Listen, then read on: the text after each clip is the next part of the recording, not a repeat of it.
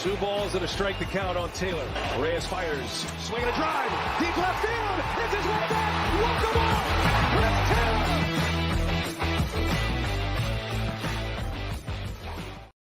Taylor. Hi, everyone, and welcome into DodgerHeads Live, presented by DodgerBlue.com. My name is Matthew Moreno, and joining me tonight is Blake Williams, and we want to thank all of you guys who are tuning in on YouTube, Twitter, and Facebook. The chat has been going since we opened the stream up about 20 minutes ago, actually almost an hour ago. We had it up kind of early just to give you guys some notice, so we appreciate you tuning in. Blake, let's just let me get right into it and just ask, have you washed off the cigar, beer, champagne smell, or is it still sticking to you? And if you can neither confirm nor deny it, then we can leave it at that and keep going. I did take a shower as soon as I got home because I smelt an awful lot like alcohol and cigars. I haven't got to laundry yet, so that still has a smell to it. But no, I was soaked and drenched in beer. I definitely needed to shower right when I got home. It was an interesting experience. Yeah, and we're gonna get into all that. Blake, I was credentialed for us. I took care of the NLDS. Blake has now been on the NLCS. He's going to stay on through the World Series, and so we're going to before we've kind of fully turned the page on the Dodgers winning the NL pennant, we're going to kind of give. We want to hear from Blake since he's been at the stadium, so unable to join these live streams for the majority of the time. Before we get to that, though, we have our first super chats from Shelly Lawrence, who's a regular with us. It says, "This show is the best. Thank you." Shelly, we appreciate you for the super chat. We appreciate you being in here. I'm seeing a lot of regulars: Iris, Laura, Jonathan. I think I saw Nomo FOMO in here, Pinsanity. So appreciate all you guys for tuning in tonight. I know it's always a little bit tricky when it's an off night, but obviously the Dodgers, Blake, I don't know if you've heard, but the Dodgers are going to the World Series. Really? So there's some big things going on in Los Angeles. It's time for us to do a little Big J journalism, but maybe before we get to all of that, or actually maybe this would fall under it, we want to kind of hear from you on being in the clubhouse last night and sort of just at the stadium in general. We can kind of go back to the overall NLCS, what Dodger Stadium was like, because I know for the DS against the Padres, I was impressed by the fan kind of turnout and level of intensity, if you will. I know that was a big buzzword against the Padres, but the NLDS I thought had gotten a little monotonous for the fan base a little bit, but maybe it was the last 2 years getting eliminated in that round. Maybe it was the Padres, but it was a good crowd, and it seemed like that carried into the NLCS as well. Yeah, I think so. The crowd was definitely into it and loud. As soon as I walked out of the press box and went to record the final out in at bats, I saw Tommy Edman got the MVP chants from the crowd. I thought that was pretty cool because he's not the guy you always expect to get those. Ohtani, Betts, and Freeman are going to get it, but for the crowd to recognize what Tommy Edman did, I thought that was really cool. And then he was rewarded with the NLCS MVP trophy. And yeah, it was loud. Fans were definitely into it. There was a lot of excitement in the atmosphere. You could tell fans knew, and they're ready to get back to the World Series. Yeah, definitely.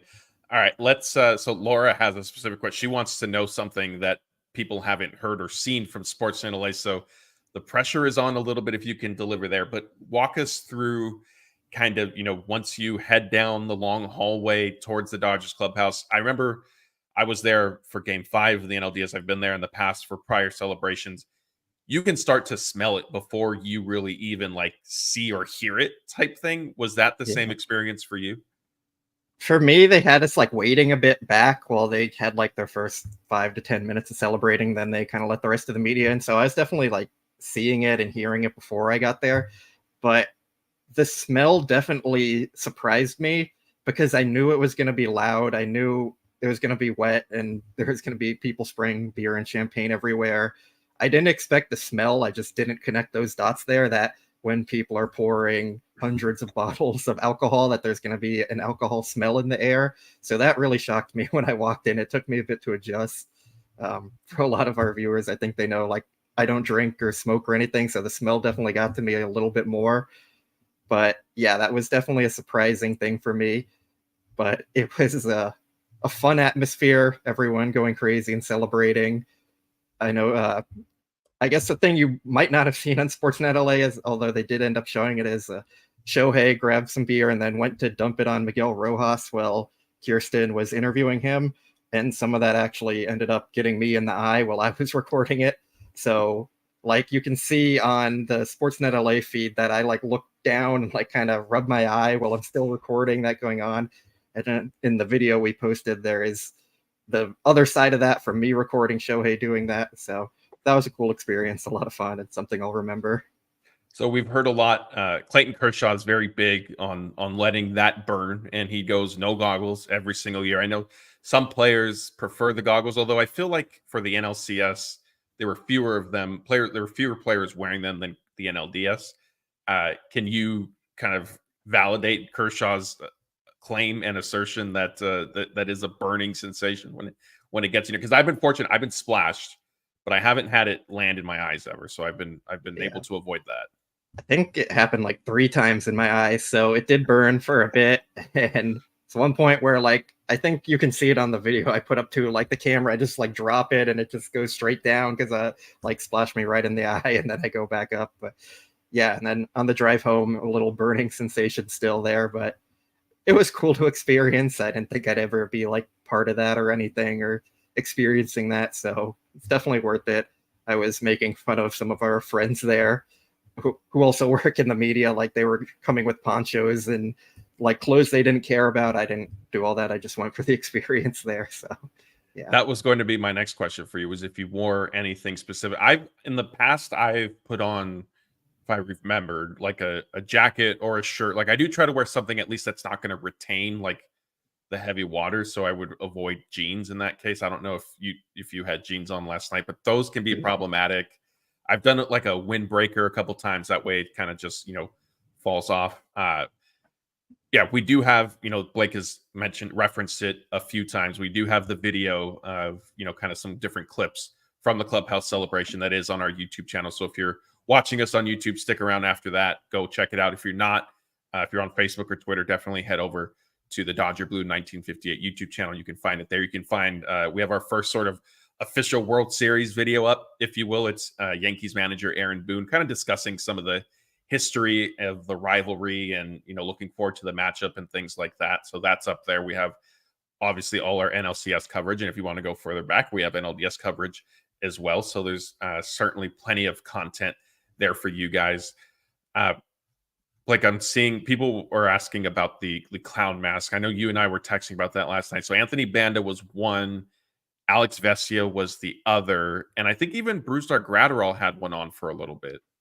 Yeah, I think so. I didn't get like a perfect exact count because it was so hectic in there, and whatever I could see at the time. But yeah, I'm pretty sure those were the 3 wearing them. I saw mostly Vesia in it. I think he was the most common person with it.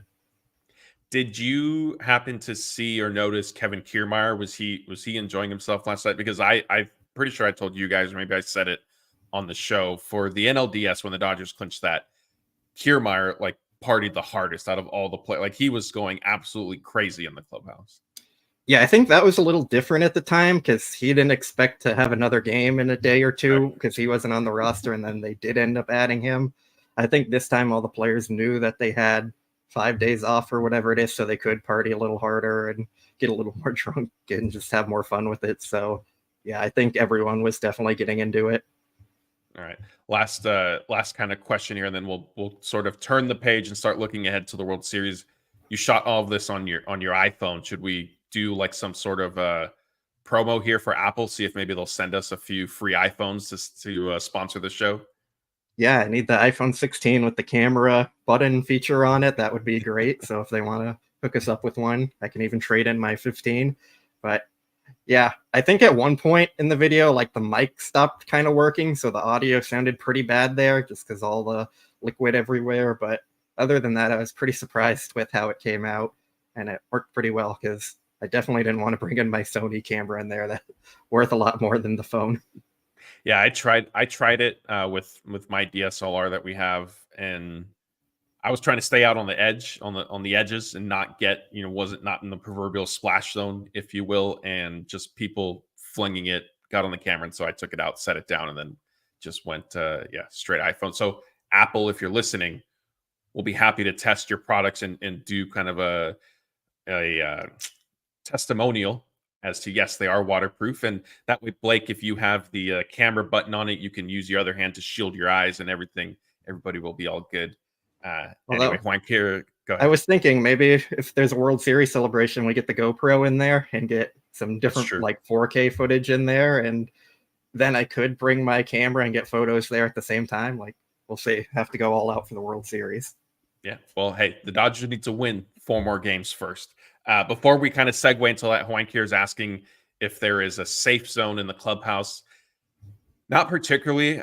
If you stand like in the corners of it, although one of the corners when you walk in the clubhouse to the left is where, if you watch Sportsnet LA, David Vassay, he does his interviews there. Kirsten kind of bounces around the clubhouse. Vassay stays pretty stationary.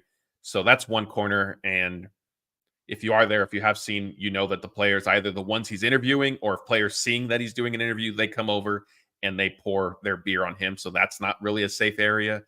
You can kind of hang out, I guess, in one of the other corners. But again, there's, as Blake mentioned, there's so much beer, champagne that these guys are kind of flinging around and spraying all over the place that you're bound to get at least hit a little bit. The floor is also carpet for anyone who doesn't know. So it's like a lake down there on carpet. It's a mess. You're like walking through puddles the entire time. Yeah. Godfrey writes with his super chat earlier. It says, yes, thank you guys. I think he's thanking us for the show. Godfrey, thank you. I know you're in here all the time with us as well. Our other super chats from Steven. He wants to know if Kershaw was there. Did not see him. He was there. I saw him on the broadcast. Blake, obviously you would have seen him in the clubhouse as well. I don't recall necessarily seeing him in the clubhouse. There's just so much going on there. And to be honest, I was kind of following Shohei around a bit because it was his first time celebrating. And I knew that's what a lot of the people wanted to see. I got him and Yamamoto spraying each other. So that was cool. Yeah, I saw Kershaw on the field for sure with his family, but I don't recall the clubhouse necessarily. Yeah, so if you have, where I vividly remember seeing Kershaw, if you guys have any sort of recordings of it, is when they cut to the clubhouse as they're about to kind of do the toast. Miguel Rojas, I think, addressed the team. And then Dave Roberts said a message. Tommy Edman also spoke.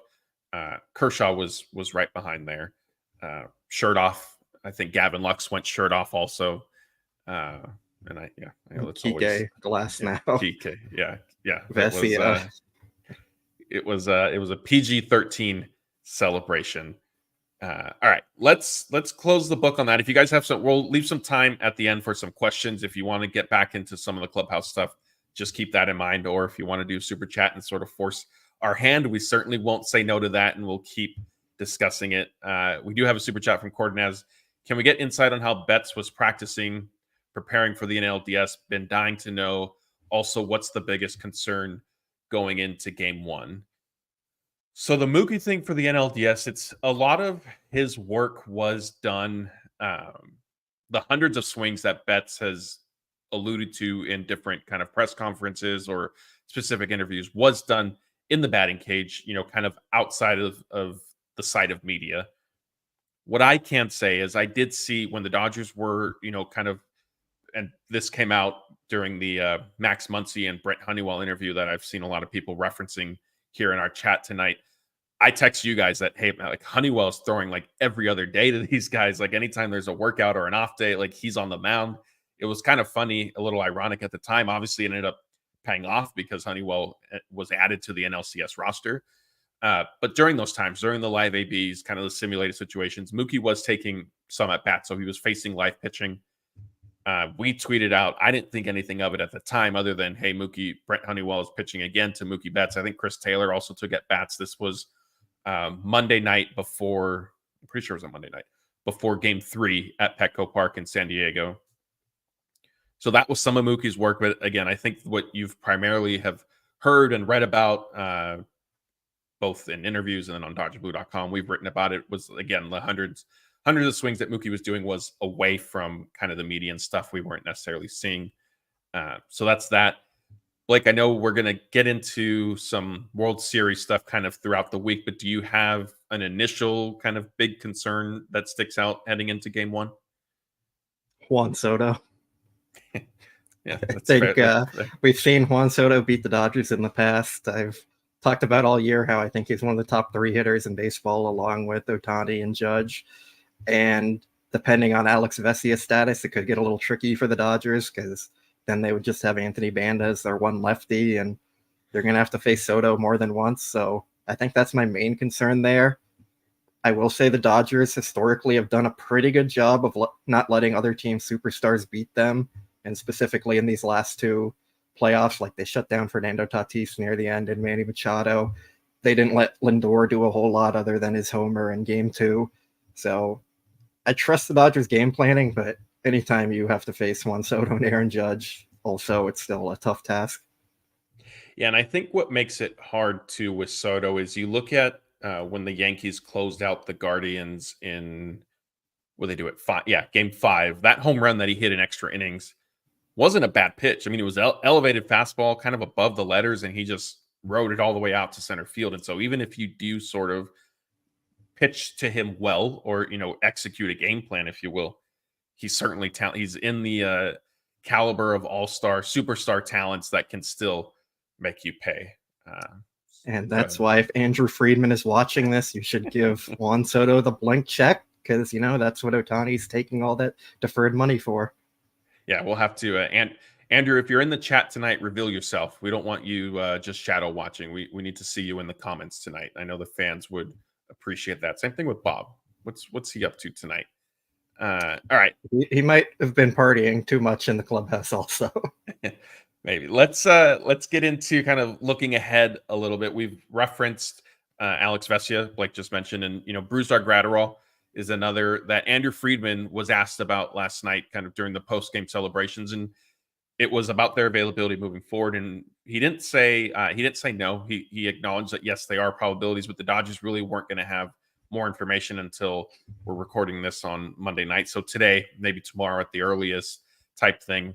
It should be noted that the roster doesn't need to be made official until the morning of Game 1. So that would be Friday. So the Dodgers can really kind of, map this out a week ahead and sort of go along, 2 different paths of maybe even 3 of, if Vesia and Graterol are available, this is our roster. If Vesia only is available, this is our roster. If Graterol only is available, that's our roster.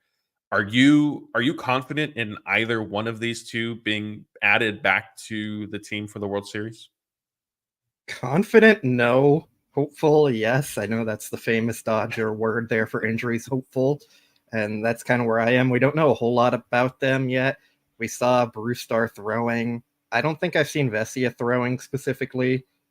So, but it seemed like he was further along to begin with already from when he first got the injury. They said they were optimistic about it. So I think Vesia is probably the more important piece you need to get back. So I'm a little more hopeful for him. Brusdar's been out a while, and you don't know how that rehab's going to go, but it was encouraging to see him throwing because I haven't seen that yet up to that point. So hopeful is like the only real word I have for it because I don't think we know too much about it until the next few days here, and when Dave Roberts starts to address it, and Andrew Friedman will probably have his press conference and they'll talk about it more. But right now, there's not a whole lot known about it besides they're hopeful.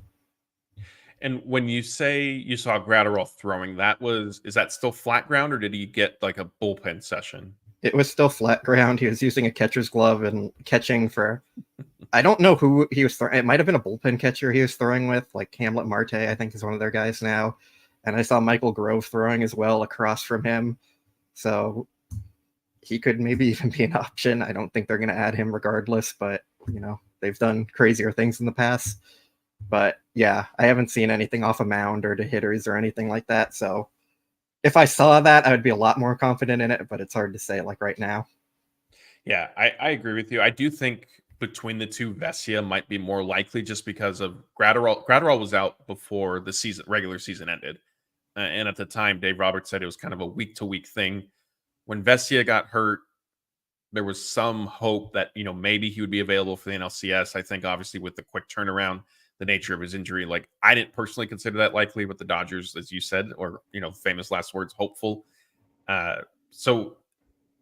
And immediately with Alex Vesia, they also were pointing to the World Series as that being like a potential. Like they didn't necessarily rule it out. And I see Andrew Friedman's burner account has joined us tonight, and it says, "Hi, everyone." So, Andrew, thank you for revealing yourself, hiding Juan in plain Soto. sight with that name. But there you Just go. everyone tag him, Juan Soto. Yeah, there you go. You guys can interact with him as we do our show tonight.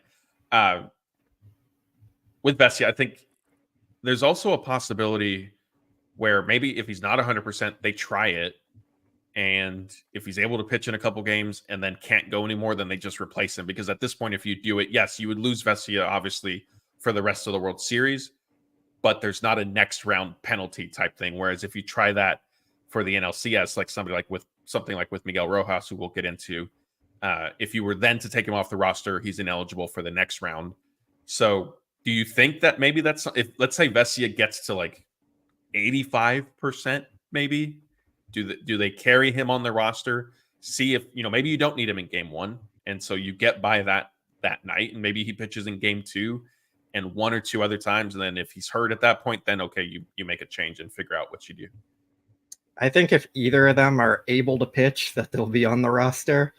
I think both of them would push for that too. There's nothing left in the season after this. Like, you're going to put all hands on deck. You're going to push through injuries and pain like Freeman has done. Like, if they're able to go and it's not going to affect their future too much, like it's not a Tommy John risk or something like that where you can make it worse, I think they'll be on the roster. And especially when you could replace them, like you could end up adding Edgardo Enriquez back onto the roster or Landon Knack back onto the roster if something does go wrong. But if they can throw, I think you have to have them on the roster. Yeah, I agree. Some of the other injury updates we have, Miguel Rojas, he's another who has, I wouldn't be shocked if he's added back onto the roster. Rojas himself wanted to play for the NLCS. He acknowledged that he did have to take a step back and realize that, he is limited. And if he were to get hurt and the Dodgers had to replace him at that point and they advanced, which they did end up doing, then he wouldn't be eligible to play for the World Series. So that was kind of the scenario I just outlined. But the Dodgers don't have to worry about that now with Vesia or Graterol or any of these guys that they would potentially be adding. Rojas, do you see him getting back onto getting active again? I think so. He's been going through all his workouts and everything and preparing like he's going to be on the roster. I know he was doing a lot of like strength and conditioning work on the field their last workout day before Game 6. So I would think he's going to be added back on. It wouldn't be my choice that they do that. I think we saw he was really limited in the NLDS, and it ended up hurting them. I think Tommy Edman and Andy Pajes have both solidified themselves at shortstop and center field. And then you have Kevin Kiermaier as your backup center fielder. Like, I'd just stick with that.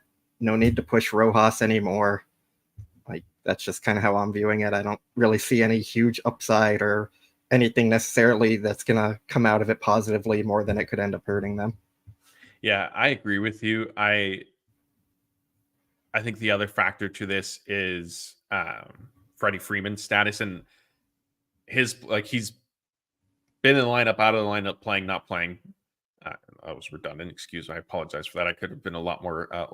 I could have relayed that much better. But considering Freddie Freeman's kind of uncertainty, if you need Kike to move in from center field to play the infield, I think I agree with you. I think you are better off just carrying Kevin Kiermaier as an extra defensive outfielder. Also, Teoscar Hernandez, we've seen in the past the Dodgers go to a defensive replacement for him. And so if they want to move Andy Pajes into left field, put Kiermaier in center, I think that's a value. I don't know, though, if Rojas feels healthy enough to play that they will tell him no, basically, just from kind of the veteran leadership and sort of status that he has, in not only in baseball, but in the clubhouse. Like, he is regarded in that sense. So that'll be something to watch.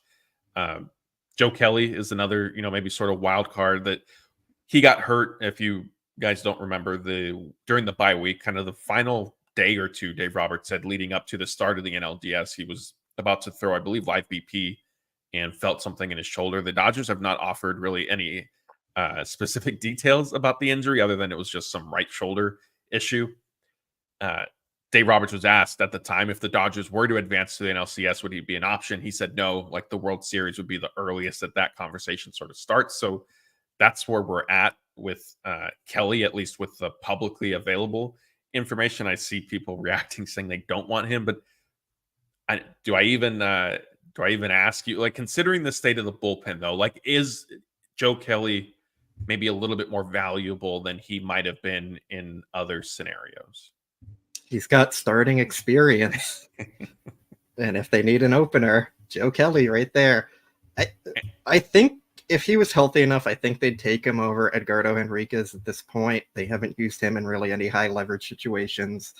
And as crazy as Joe Kelly can make us, like, Dave Roberts still has trust in him and they believe in the stuff there. We've seen what he's been able to do in the postseason when stuff does tend to play up a bit more. So I wouldn't totally rule it out. Maybe he could even replace Knack, because I'm not sure there's an actual role on the roster for him if they're just going bullpen games and using Kasparius as a multi-inning guy and even Honeywell instead of Knack. Like, he really got pushed out of the options there. So if any of the relievers are healthy, Kelly, Vesia, Graterol, I could see them replacing Knack with one of them. And if two of them, probably Knack and Henriquez. So I think that would be preferred for them, whichever two or three it ends up being. But yeah, I don't think like they're just going to add him on just to add him on or anything.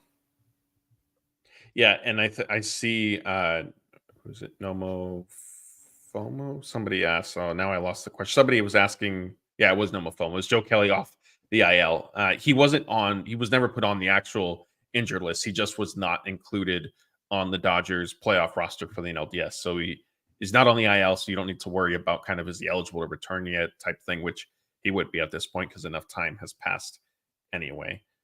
Also, I did see we were getting some big breaking news from Andrew Friedman's burner account. He says Vesia and Brusdar will be on the World Series roster. Nakin misspelled Henriquez, but we'll give him a break there. He's trying to be incognito. We'll go down. Honeywell stays after his interview with Vassay and Max Muncy. So there you go. From somebody who may or may not be Andrew Friedman, those are the roster moves to be expecting for the World Series. All right, let's get to a few super chats. I apologize for the delay on these. We try to do it as quickly as we can, but sometimes we get stuck in the middle of a conversation. Guy wants to know any news on Freeman's ankle. So we just discussed it. What can you share kind of about what Freeman has really endured since he sprained his ankle during the final week of the regular season? Yeah, so it turned out to be also a bone bruise there, and he's had to undergo 4.5 hours or more of treatment every single day before he can play. The good news is he's at the point where he's not going to make the injury worse unless he rolls the ankle again or like fractures it or breaks it or something, which could happen to anyone. So it's more about just a pain tolerance thing, and if he can actually like play through that. There's also the concern that it's messed with his swing to the point where he's not really effective batting, which we kind of saw a lot in the NLCS, and that led to him being out of the lineup for Game 6. I was watching him taking batting practice, and I just noticed there was a lot of weakly hit balls. There's no power behind anything, a lot of ground balls, and just didn't look good. So I don't know like how they're going to end up managing that moving forward. Maybe they give him a day and then a day off and then a day to play kind of thing. Hopefully the 5 days off here, it'll end up being like 7 for him, ends up helping, but it was still at the point where it was like a 4 to 6 week injury. He tried to play on it 5 days later, kept playing on it, and now we're still here where he's playing on it when it needs time to heal and rest. Yeah, and that you're one of the comments you made about the time off. Ozzy Picasso says, I think the 5 days off is huge for the Dodgers. And I agree. And you mentioned it. I think it benefits certainly the bullpen to begin with. It benefits all pitchers. The bullpen from a rest perspective, the starters from the standpoint of the Dodgers can now line up their starting rotation however they want heading into the NLCS. And that's going to be something we get to next. So hang on and bear with us for there. But also with Freddie Freeman specifically, I think not playing, first of all, I was surprised that they didn't play him in Game 6, but I do believe that was the right decision. I know you did some digging and big research on the topic and came away with the profounding stat that the Dodgers are undefeated when Freddie Freeman has not played in the postseason. So they've been managing, and that's a testament to the depth in their lineup. Obviously, Tommy Edman stepped up. Max Muncy has I don't want to say turned his season around, but raised his level of play and production another level. But yeah, I think Freeman being able to get off his feet this week is going to be huge. And to your point, what I would probably do is I think play him in Game 1. Probably play him games 1 and 2. Then you have the off day. sit him in game 3, so that way he gets back-to-back days, and then play him games 4 and 5, assuming it goes to a game 5.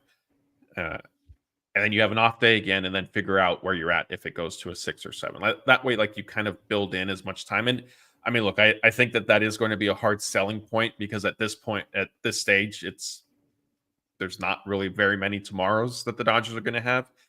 But like you mentioned, what sort of solidified it for me was just seeing Freeman swing. And I got that. I mentioned it in the last night when I was, or one of the times I was on recently. I apologize, when I got to watch game 5 at Cosm, and the feed that we had was of the playing field and like right behind home plate, and you could just see like Freeman had nothing in his swing, and you saw that then even the next day, like coming out of an off day, that was still the case. And so if that does continue to bother him, understand, like the ankle, understandably so, if he can't necessarily swing, then I think there's a real discussion on should he continue to be in the lineup on an everyday sort of regular basis. I think you'll have to kind of pick and choose. And hey, if there's a franchise that has a little bit of history with some World Series drama with a pinch hit at bat off the bench, I think it's the Dodgers. So maybe Freddie Freeman can replicate that a little bit, batting left-handed and everything. Yeah, I think I would definitely save him for a pinch hitter role throughout the World Series. You can kind of pick your spots with him and say, like, give it your all this one at bat. You don't have to worry about anything else. Might hurt a little more, but just give it your all there and be a quality bat off the bench for us. If they're not going to go that route, which they probably won't, I would definitely sit him in game 2 versus Carlos Rodon, a tough lefty there. Makes sense to get Chris Taylor or someone in the lineup. And I know people are going to complain about Chris Taylor, but if you're talking about like 2 guys who aren't hitting, I'm going to take the defense and the ability to run the bases and actually produce other value. So Chris Taylor even had a good game at game 6 there. So, postseason hero. But yeah, I don't really see a ton of upside with Freeman playing, especially when you can just plug in Muncy there. And Kike at third base has looked really good. He saved the run the last game. So unless Freddie makes some significant progress with his swing, like, I just don't see any huge upside to playing him. Yeah, and you bring up a great point. For some reason, I thought Rodon was starting game 3, although Aaron Boone said the Yankees have not set their rotation outside of Garrett Cole is definitely starting game 1. But he did say that there was a, quote, good chance that the order would be Cole, Rodon, Schmidt, and Luis Gil. So yeah, flip what I was saying. Give Freddie a game 2 off, then the off day, and then he's ready to go for a game 3. And then at that point, you kind of just evaluate him as basically what they've been doing. Evaluate him every day and just see how things are going. Our next super chat's from Laura. She says, any concern with Flaherty's velocity the last outing? It was down to what I think 90, 91 miles an hour, right? Which we've seen from him, particularly recently, kind of down the stretch of the season. He has downplayed himself having any concern for that. It was attributed, Andrew Friedman heading into the NLDS, to mechanics that were sort of ironed. Friedman said were ironed out. Blake, are you concerned about it at all? Yes and no. I think pitchers are always more effective with more velocity. I think the positive thing for Flaherty is it doesn't seem related to an injury. It seems more related to his mechanics, and it's kind of fluctuated throughout the year. Like, even when he was with the Tigers, there were some starts where he'd be sitting 94, and then the next start he'd go down to 90, 91. So it doesn't seem like an injury issue. It just seems mechanical, which is what he's also said, and Dave Roberts has said as well. So if that's something they can get addressed and figure out, then not much concern there, but he is far more effective when he has velocity. Yeah, I'm not quite as sold that everything is fine with Flaherty health-wise. I hope that you're right, but it wouldn't fully shock me if maybe his back was like a little achy type thing, and that was sort of affecting his velocity. But like you said, everything we've heard so far, of course, I mean, I don't think Flaherty or the Dodgers will come out and say, oh yeah, his back or his lower, like his calf or something is bothering him. But that's kind of my one concern. I will add to Laura's question, even if Flaherty's velocity had been higher in his start against the Mets. He still wasn't locating. So if you're throwing 94, 95, but it's all over you can't find the strike zone, then it doesn't make much of a difference anyway. All right, let's move on to, we have one more super chat. And also I want to apologize earlier. I thought I had the pronunciation right. I knew that it was something kind of unique and different, but it's Luis Gil instead of Luis Gil. I thought maybe it just had the accent on Gil, if you will, but I messed that up. So my apologies there. EC wants to know, can they give him shots? LOL, painkillers. And then he backtracks a little bit and makes sure that that's not considered PED-ish. I assume this is for Freddie Freeman. Yeah, Freddie, we have an interview up from the NLDS where he said that he's on a bunch of medications, and then he stopped to clarify that it was all prescribed and on the up and up. Certainly showing his veteran awareness there. That saying the wrong thing during the playoffs could certainly go viral.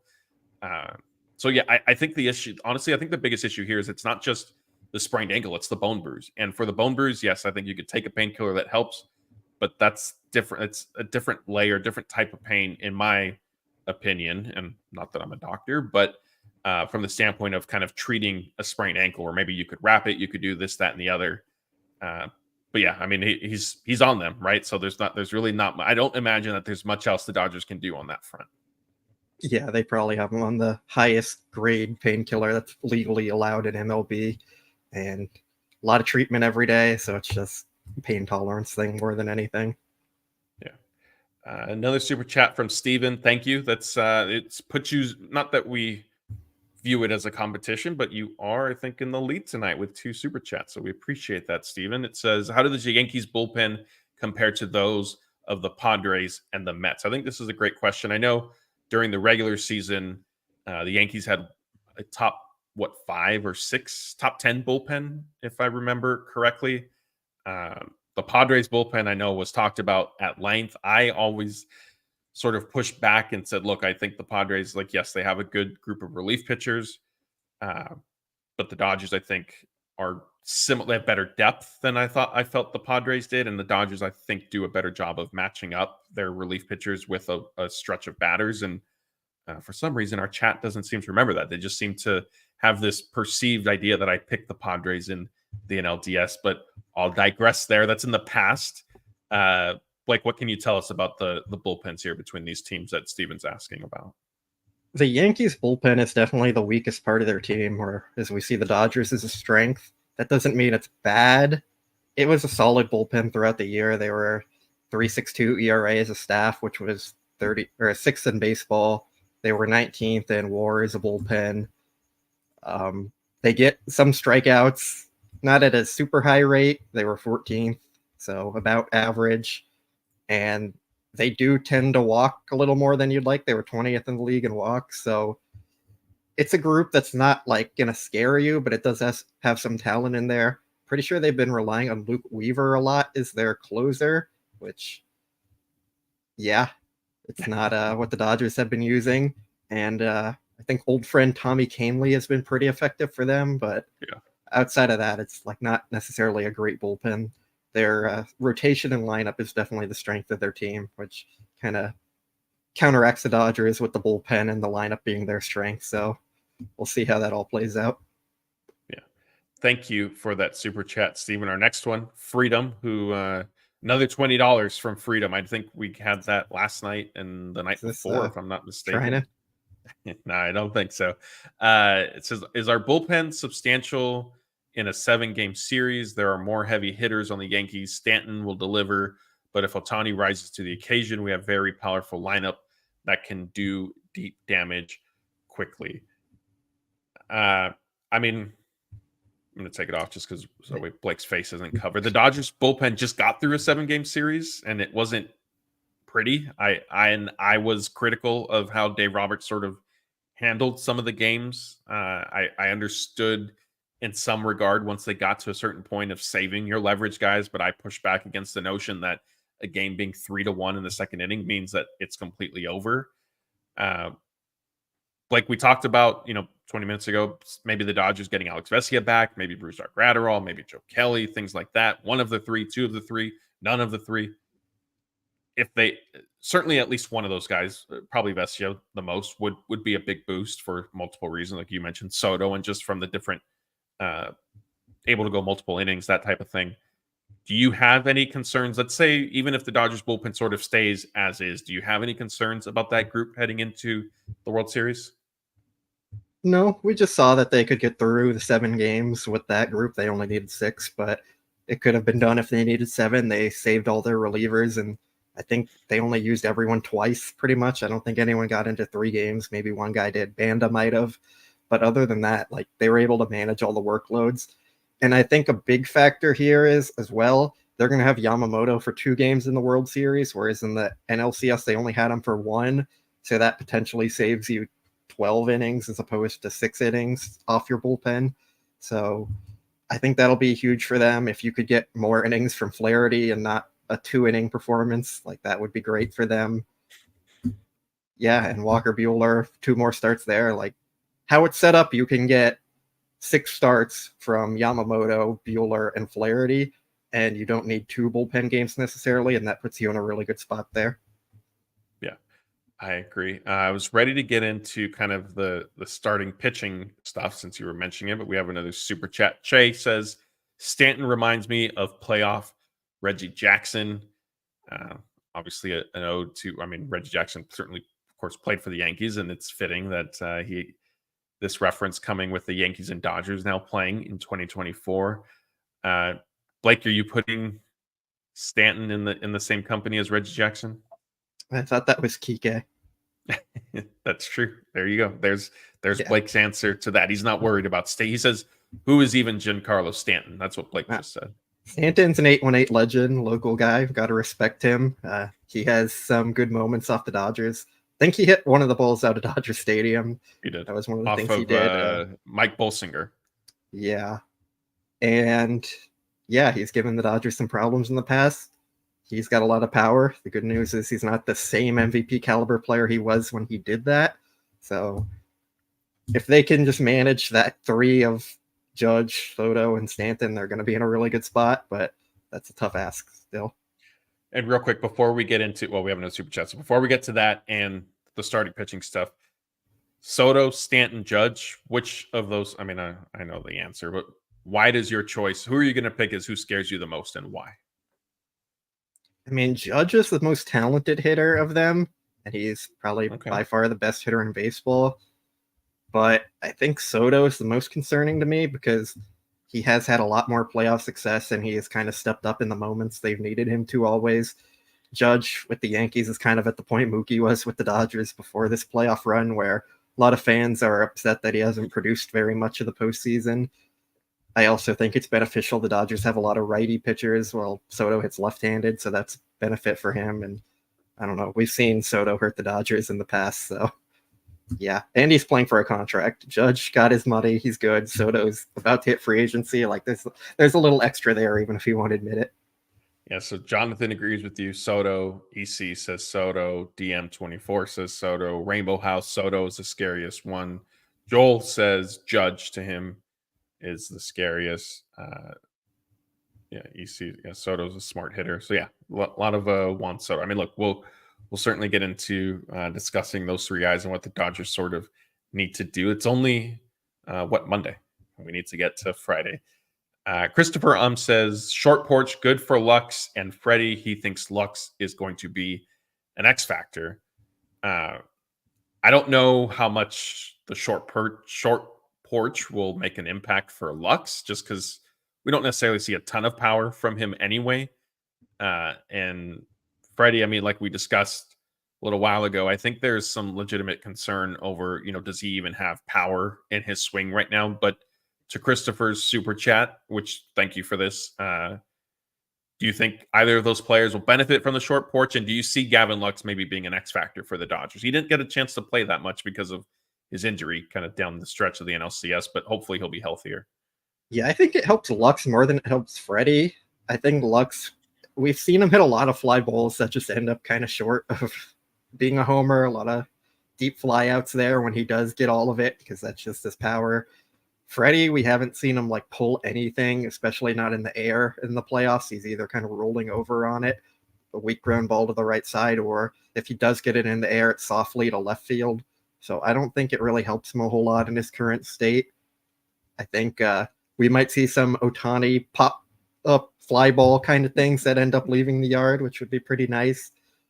And like, yeah, I think Mookie could go opposite field pretty well there too. So it'll be a benefit to the Dodgers, but of course that could also end up hurting them because the Yankees have that benefit too. Yeah. We have another super chat from Freedom, who's our top supporter now tonight with both of these. It says the tickets are off the chart. Nosebleeders, $1,000. Best seats up to 50 grand. I saw one in 81, was unbelievable. Last one in my lifetime. Imagine I'm 70 years old. So, yeah, I mean, the first Freedom, like the fact that you've already seen this, like is great. And you're getting to see it again. That's exciting. Blake, what do you think of the ticket prices out there? I mean, even when the Dodgers sold them for face value on their website, they were, I think, pretty much as Freedom says, they were $1,000. I'm surprised they weren't a little more, to be honest, with Ohtani's first World Series, Yamamoto's first World Series, Dodgers, Yankees. Like, there's a lot to it.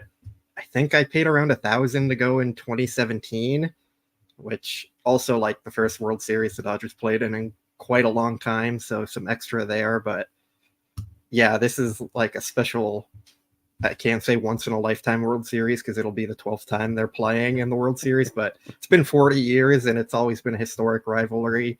You got the four biggest stars in the game probably facing off against each other, so I was a little surprised they weren't starting higher, but still, $1,000 for the worst seat is also quite a bit of money.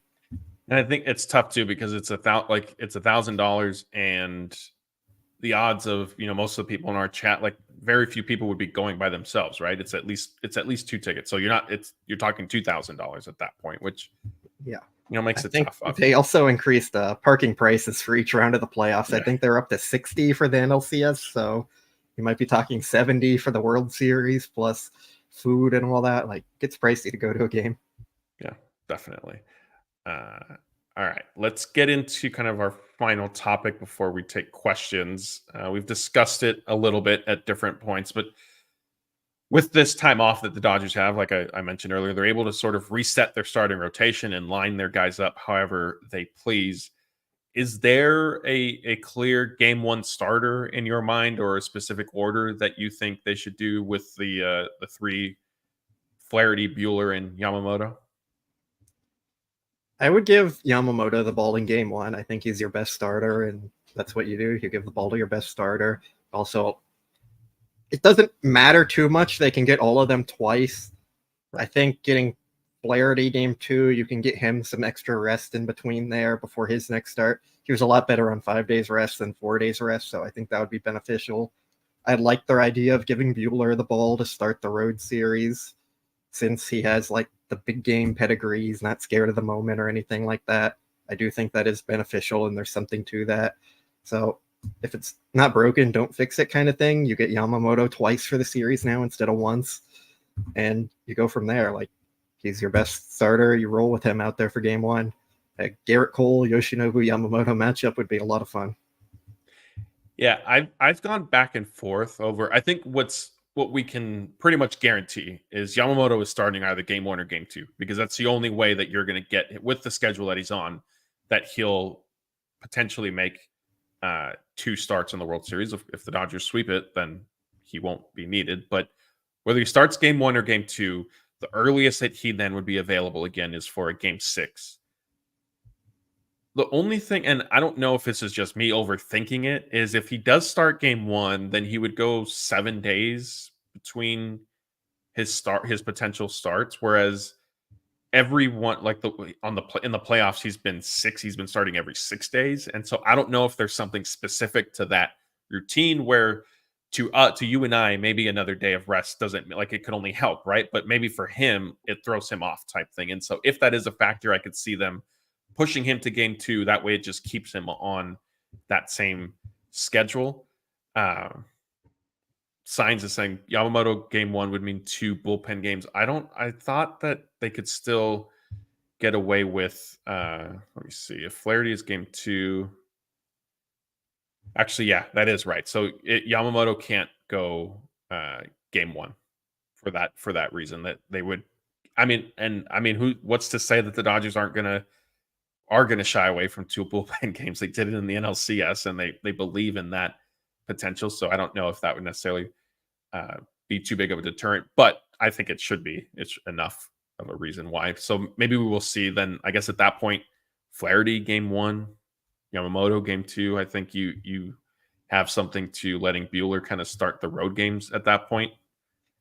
Yeah, that would make sense. If you go Flaherty 1, Yamamoto 2, Buehler 3, Bullpen 4, Flaherty 5, Yamamoto Right. 6, Buehler 7. That probably does make the most sense. You are right there. Thank you to the correction who made that in the chat. I was pulling up the schedule there, but yes, that does actually work out there more. Yeah, it was signs trading scandal or tealing scandal. Thank you. Yes, thank you for catching us on that. Yeah, I mean, and if you do it that way, then it solidifies my point of Yamamoto kind of going 6 days on that sort of routine. If there is something to it, there could be nothing necessarily there, type thing. But yeah, with that though, would you be concerned that Flaherty's second start then is coming on regular rest, because we saw that's what it was against the Mets and it wasn't pretty? I mean, yes and no. I think we've seen a lot of ups and downs from Flaherty. I don't think that necessarily played into it too much because he did do that a lot with the Tigers this year and he was still pitching like an ace over there. I think it was more of the Mets made adjustment and he just didn't have his command that day. And that's what happens when you don't have your command and you face a really good offense. There could be some thought process where do you trust Buehler over Flaherty more and give Buehler game one? I'm not sure they're at that point yet, but I don't think it's totally unlikely. I think Jeff is making the case for that last night on the show that Buehler should go game one. So could happen. But yeah, I think with what we've mapped out, Flaherty's or Yamamoto's locked into game two, and then you figure out Flaherty and Buehler for 1 and 3, whoever you prefer. Yeah, when I jumped on, I think if I'm remembering correctly, I brought up the possibility of maybe saving Flaherty for game 3, because assuming all things being equal, and I know a few minutes ago I just raised the question of is Flaherty truly healthy, but we haven't been given any reason to believe he's not. If we're taking Flaherty and the Dodgers at their word for it, if he is healthy, then out of Flaherty, Yamamoto, and Buehler, Flaherty is the one that you can push the most theoretically into a start. Obviously, if he's struggling, that's a moot point. And so, do you save him for the game 3 because you hope that he's the most likely to give you 6 innings? And then if you have your bullpen in game 4, you're not coming off a night where 4 or 5 arms potentially were just used. Well, I think Honeywell is their game 4 guy, bulk inning guy. So you can kind of fill out those innings. It might be the game Dave ends up punting. But yeah, there is some thought to that makes sense. I think the Dodgers have a lot of different options they could go with, and I'm sure they're going to have a lot of debates about what the best way is, just like we kind of are right now. Like they're going to say, well, here's what lays out if we go with this plan, and here's what lays out if we go with this plan, and kind of compare those and see what they think is better. And then there might even be a third option that we're not thinking of, like maybe just out of complete craziness, like you were talking about, they have Vesia and Brusdar on the roster to start just to see how they do, and you try and get them going in game 1. And if that doesn't work out, then you take them off the roster and you have a fresh bullpen for game 2. So I think there's going to be some tactics that they're going to play around with, but the most likely outcome is probably Yamamoto game 2, Flaherty or Buehler game 1, and then Flaherty or Buehler game 3. Yeah. Yeah, Kenny Chung is saying Yamamoto has to pitch twice in this series if needed. He has to get game 1. The problem, Kenny, with that is even if Yamamoto does start game 1, because of the schedule that the Dodgers have him on, there's no scenario where he would be guaranteed a second start. Like it's not like game 1 lines him up for game 4 type thing. So because of that, like I don't know.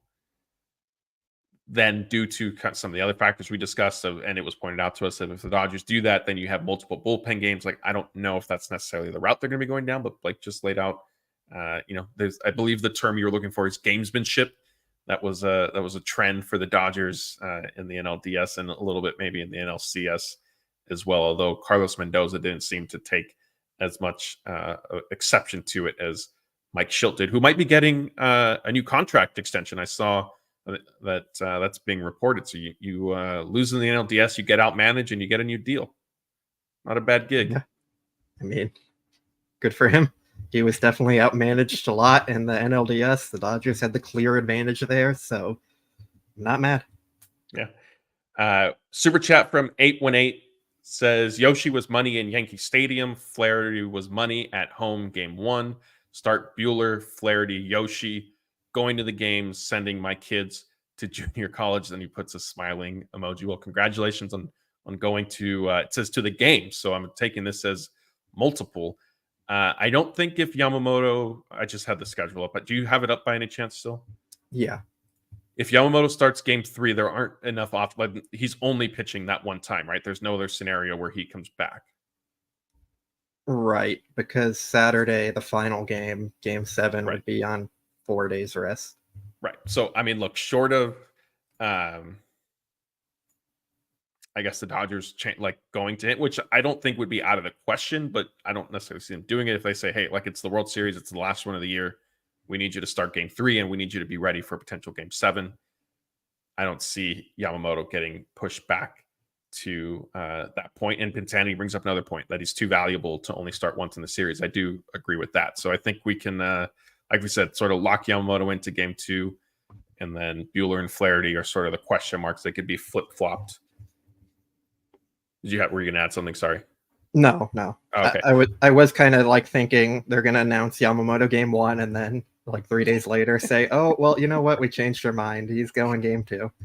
No, they would never do something like that. We would never hear from a manager, from a general manager of a pitching plan, only for a president of baseball operations. If Andrew Friedman is still in here, maybe he could give us a little more background on that. To come in and then say, actually, we've changed our mind. That would never happen. I don't know why you're saying that. Yeah, they all gave different answers for that. I think Dave said it was probable or likely or something. And then Gomes said it in stone that Flaherty's going game 1. And then Friedman said, actually, we're going Yamamoto game 1. So that's kind of funny all around process there. Yeah, it was an interesting start to the playoffs. All right, let's turn it over to you guys now and answer your questions. As a reminder, if you could just start it with the word question in all caps, it makes it easier for Blake and I to pick it out as we're scrolling through all the comments. As we wait for those to come in, and if we're not getting to some, we're going to answer as many as we can. If you want to guarantee that we get to yours, then again, if you're on YouTube, super chat is the way to go. We'll be able to do that for you. Blake, while we're waiting for these to come in, have you done any early research on New York food options yet? I know they have hot dog carts and pizza. Okay.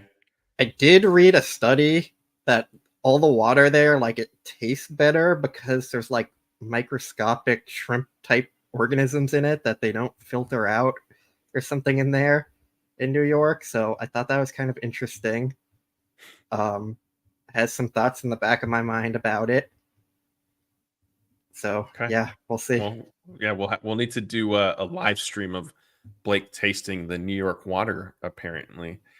All right, let's get to some super chats. Vinny says, have you guys seen that Apple TV will be doing a documentary on this World Series? What type of access do you guys expect them to be able to get? And also, Vinny, your picture of Kevin Durant and Larry David is great. Who's the first one there? That's Kevin Durant holding his basketball player. I thought you were a big Phoenix Suns fan. No, not on your radar. No, I'm just kidding. I'm just saying, like, you can't put him in the same conversation as Larry David, the GOAT. Okay, that's fair. I thought maybe you were going to go the other way, so that's fine. I did see this, and I think Apple TV will basically be given, kind of carte blanche, whatever sort of access and whatever they need to record and save and archive and all that will certainly they'll be able to. And then what I'm curious to see is how long it's going to take for this project to turn around. Do you think we get it next year, or is this like a 2-year type thing? I think they're gonna brush it. Like, you got to play up on the hype of it. It's not going to be the same if it comes out 2 years after the series already happened and people are kind of like over it. So you got to kind of be quick with it. So do you think like this holiday season type thing, like that quickly, or just before maybe next baseball season? I would hope for the holiday season, try and get it out there. They want people to subscribe. I know they make the World Series video pretty quick for the winner every year, so yeah, That's true. Gotta rush it. Let's see. So this isn't a question, but Metabolic Holic is saying Cats is better than Langers. I'm going to disagree on that. I don't know. Oh, is that a deli? Yeah, pastrami. So those are, yeah, that actually, Blake, you will need to check out. New York does have Katz's. I've heard Katz is very good. You'll have to check out some deli places out there. Rihanna Keeves wants to know if I'm still thinking the Padres may win the World Series. I don't know what this is in reference to because I never said the Padres were going to win the World Series. So no, can't be me. You have the wrong Matt. Maybe it was somebody else that you're thinking of. UB wants to know Ohtani pitches potential Game 6. No, I mean, I know this was gaining some traction heading into the playoffs, but he hasn't faced any batters, at least that we're aware of. So this is, we can put this potential to bed, right? Yeah, it's not happening. What if it gets into a Game 7? Not happening. Fair enough. I agree. I thought maybe there's a slim chance at some point, but not anymore. I am not sure how to pronounce this name, so I apologize, but it says, is it wise to walk both Soto and Judge if needed? Because I think we can handle the rest of them. I mean, I don't see a scenario where that happens, but would you advise the Dodgers to do something like that? No. Walks tend to score quite often, so no. I am even the best hitters are out more than 60% of the time you face them. I'll take the odds there. Okay. Yeah, I agree. Here, Zenji keeps asking this question, so let's answer it. Wants to know why I keep gaslighting everybody into believing that I didn't pick the Padres. Once again, I don't know how much more clear I can make myself when I say I'm not picking the Padres. I am only going to say San Diego for the sake of bringing balance to the show. And that is the stance that I took back then. It is a stance that I have maintained. So I don't know why everybody is hung up on this idea that I picked the Padres. And hopefully that can be the last time we need to discuss it because the Dodgers are in the World Series now. So it's a moot point. Super chat from Freedom. Another one. Thank you for this. It says, Dodger fans don't yell loud enough when we're at bat. Back in my days, everybody cheered very loud every inning. This is the World Series. Wake up, fans. Yeah, I mean, Dodgers haven't.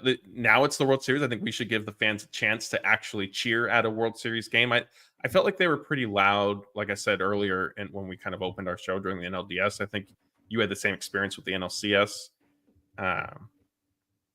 That being said, I do think that Dodger Stadium was closer to Petco than I felt they were in 2022. I do think Petco had a little bit of a different buzz, but Petco this year failed in comparison to when the Dodgers and Padres met in 2022 in the NLDS. But yeah, I think Dodger fans have gotten a little bit of a bad rap, but I've been impressed by them so far in the playoffs, and I think that they will continue to show their support now that they're in the World Series. The Dodgers are in the World Series. Scooter Bruder says, they say that Flaherty was feeling sick when he had the bad outing versus the Mets. Do you factor that? I honestly do, since being sick makes you fatigued, so I trust him for Game 1. Oh, I didn't mean to take it off. Yeah, this is kind of tough. I know Dave Roberts did mention that Flaherty had been feeling under the weather and things of that nature.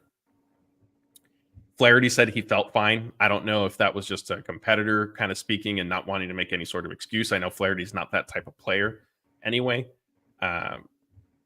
Blake, where do you fall on Flaherty may or may not have been sick for his start in New York? I think there's something to it. I know there's been stuff going around. It seems like everyone is sick at this moment. So, yeah, there's probably something to it. I'm not sure how much it actually impacted him, but it probably could impact you more than you might think just feeling wise because like the fatigue factor and all that. So yeah, hopefully that was the issue and he gets it figured out or gets healthy and gets his mechanics back on track and that figured out. All right. Let's answer a few more here. Joe Man wants to know, will Doc continue to alter his lineups? Like he never uses the same lineup twice, even if one does great. I think some of this obviously is related to Freddie Freeman's health. And if he isn't available, then at that point you got into a scenario where Tommy Edman was swinging a hot bat. And so they moved him up in the lineup compared to maybe where he had started off. The other aspect of you can count on if Freeman is healthy enough to start and the Dodgers are facing a lefty, Teoscar Hernandez will bat third, or at least some right-handed hitter. Maybe they would switch it. Excuse me. Freeman would then be dropped down to the cleanup spot. But Blake, I felt like this was a common complaint a couple years ago. Maybe not so much last year, maybe 2-3 years back. It's coming up again, just in light of some of the shuffling that we're seeing. Do you think that there's any sort of issue there? Or are you fully trusting Doctober to put the right lineup out there now? Yeah, I don't have any problems changing the lineup, going with the best lineup for that day. I think a lot of it does have to do with Freddie Freeman and Gavin Lux dealing with injuries, and then some other guys have struggled here and there. Like you couldn't leave Will Smith batting fifth because he wasn't hitting at all, so it made sense to drop him down. Tommy Edman absolutely crushes left-handed pitching, so it made sense to bring him up. I don't think there's any real problem to it. As much as we want to see like a set lineup every day, it does depend on the players that you have on the roster. We saw a lot more changes and subs and different lineups last year when they didn't really have set guys at a lot of positions. But this year, you're going to have Ohtani, Smith, Betts locked in, Muncy locked into a spot. Like that makes it easier than what they were doing last year. So overall, it depends on the players and what's available at the time. Speaking of Will Smith and lineup changes, Hawaiian Kiro said Smith seems to do better in the bottom third. He seems to have less pressure. Thoughts on that? And he batted, eighth in game 6? I can't remember the last time he was. I mean, I'd have to double check. I don't know if that was the first time in his career. Maybe not in his career, but I can't remember. Probably not since his rookie season. I would venture to guess that he hit that low in the lineup. But do you think that there's something to dropping him into, maybe not necessarily eighth, but into sort of the lower third type thing to take some pressure off of him, given the struggles he's been going through? Maybe, but it still felt like the moment was always finding him, no matter where he was hitting. If he was hitting fifth, he'd come up with 2 guys on. If he was hitting eighth, he'd come up with the bases loaded or something. Like the moment just always found him. And I think a lot of times that is how baseball works. It's a cruel game that likes to punish you and make you fail at every opportunity it can, and maybe that's why we love it and hate it at the same time. But yeah, that is just how baseball works, and I'm not sure if it's a pressure thing as much as he's just been really inconsistent. Like I think in the Padres series, I think it was game 4, he had the homer and he was hitting in the top half of the lineup, and then he had the homer in the bottom half of the lineup. So I'm not sure it's the lineup placement as much as it is him just like struggling and not being totally locked in or whatever it is. Yeah. All right. Let's answer a few more here. So if you have them, if we haven't gotten to yours yet, just remember to start it with the word question in all caps. So it makes it a little bit easier for us to find. Roger wants to know, says Dodger starters most likely won't pitch deep into games. Which 2 relievers would you use to pitch to Soto and Judge mid-game and late situations? I mean, I think this is a little like we can't say Alex Vesia is on the roster because we don't know. So assuming that the bullpen is basically the group we just saw in the NLDS, who are you going with? And it could be 2 different relievers. It could be 1 for both of these guys, however you want to kind of mix it up. Well, with the 3-batter rule, it would be hard to use 2 different relievers to face them unless a specific scenario comes up that allows it. Right. So because of that, I don't think my answer would change even if Vesia was on the roster. And I'm going with the best 2 relievers you have, which is Kopech and Treinen. I don't think you have another option, really. Like, let the best guys face the best guys and hope your guys are the ones who win the matchup. Yeah, I agree. How early do you think they maybe go? Like, would you be shocked if it's not one of those 2 relievers in game 1 just because maybe the Dodgers are trying to get away with, not that they would ever punt playoff games, but sort of, hide their high leverage relief pitchers for later in a series? I mean, I think Phillips will probably end up facing him at some point. If Vesia is on the roster, he could face him. They've spent all spring training telling us how Ryan Brazier is a neutral arm who can get lefties out, and that's why they don't need another lefty in their bullpen. So he could be an option. I think they have trust in most of their relievers overall. So outside of like Edgardo Enriquez and Landon Knack and probably Brent Honeywell, I don't think you're necessarily going to be too worried about them facing. Maybe Daniel Hudson could be thrown into that group as one of the lower of the high leverage arms that you wouldn't want him facing Soto. But other than that, I think they have a lot of trust in all their relievers. Yeah, we have a huge super chat from Angela Kim. $49.99, so basically $50, our biggest one of tonight, the biggest one that I've seen in the past few days. So Angela, thank you for that. There's no question. It says Tommy Edman with a little heart. Angela, we appreciate that. If I feel bad, if you do have a question, just do a regular comment and Blake and I will be happy to answer it. We appreciate that support. We can just give our love to Tommy Edman. Yeah, we could. Yeah, Blake and Scott can take care of that for you. Shota says Canley pitched 44 consecutive changeups in the ALCS. Would this strategy work against the Dodgers? I think this is a good question. Canley's changeup, obviously, it's an effective pitch, and I mean, you can see why he threw 44 of them. How do you think that would work against the Dodgers lineup, though, compared to the Guardians? I mean, I would hope it doesn't work that well because the Dodgers have a far, far better lineup than the Guardians have. And I think Ohtani and Mookie and Muncy and Tommy Edman and everyone else in that lineup would make adjustments. Yeah. So, but I also, was it 2017 when I think it was Charlie Morton threw like 20 straight curveballs or something against them, and that ended up working. So I don't think this Dodger team would let it happen. Yeah, I mean, I think obviously it depends on what part of the lineup he's maybe facing, and considering he is one of their high leverage guys, I don't imagine it would be, the bottom third where he's maybe going to potentially get away with something like this. But yeah, maybe it works for a batter or two, but I think the Dodgers would eventually get to him.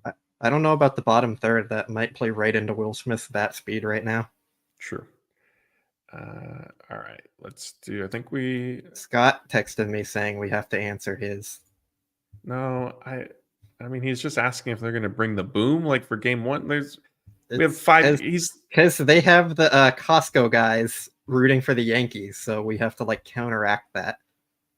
I'm not sure if you know the Costco guy universe. I missed AJ that. And Big Justice and the Rizzler. The Rizzler was rooting for the Mets. He was, I don't know who any of all those names. The only name I know that was rooting for the Mets was Grimace. So outside of that, I don't know Rizzler. Too. I don't know who is that. It's the Costco cinematic universe.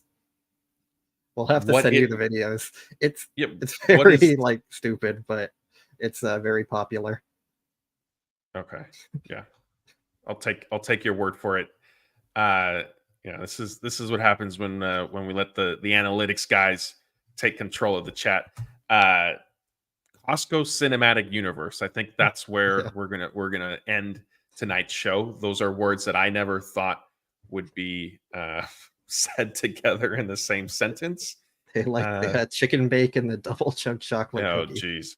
I will say, I do think Costco changed their chicken bake recipe a couple years ago. It's not as good anymore. And their churros no longer being on the menu is a big no. That's inexcusable in my world. But this is all actual Costco, not Costco cinematic, whatever you just said. Also real Costco too. Anyway, well, we're going to end this stream there. We appreciate you guys. We had over 2,000 people in with us on YouTube, Twitter, and Facebook. As soon as we hop off, Blake is going to text me whatever he just referenced, and maybe next time we're on, one or both of us are on, we can try to explain it in a little bit more detail rather than the end of our show. But we appreciate you guys. We are planning to continue doing live shows throughout the week. You guys keep showing up. There's certainly plenty to talk about. We're not 100% sure yet. We have not received the media kind of workout schedule for the Dodgers this week, but Blake will be at the stadium getting those interviews, getting workout footage, things like that, once that is all set in stone. Blake, anything you want to add on that front? No, I think we're good. I can show if the chat wants to see. I got the NLCS program. So Ohtani, the MVP and the MVP runner-up, and we got the clinch day towel. So, yeah. You should have worn that on your head when you went into the clubhouse to protect the eyes. Yeah, there you go. Yeah. I don't know how effective that would have been still. Yeah, I'm seeing some questions asking if we're going to be live tomorrow. Yes, that is the plan. It should be Jeff and Anthony. We don't have a set time yet. We'll probably kind of, in general, if there's an off night, try to shoot sometime between 7 and 9. Those seems to work best with you guys. And then it kind of just depends on who's on that night, kind of their schedules and when people are free. But that is the plan. Maybe I'm back with Jeff if Anthony's not available. But we will be live tonight, and we are going to be recording interviews with different guests throughout the week. Jeff and I will be on with the Dodgers historian tomorrow morning. So definitely check that video out in the morning, kind of late morning, early afternoon type thing. And then, like I said, we will be going live Tuesday night. I know the Lakers play. It's opening night for them. So maybe we'll factor that in. Maybe we'll do like another 8 or 9 o'clock to give it some time for them to, I'll leave it there. I won't say what the result would be for the Lakers, but the game would maybe be in hand before we potentially go live. But once again, that's Blake. I'm Matthew. Thank you, everybody, for joining us tonight, and we'll see you next time.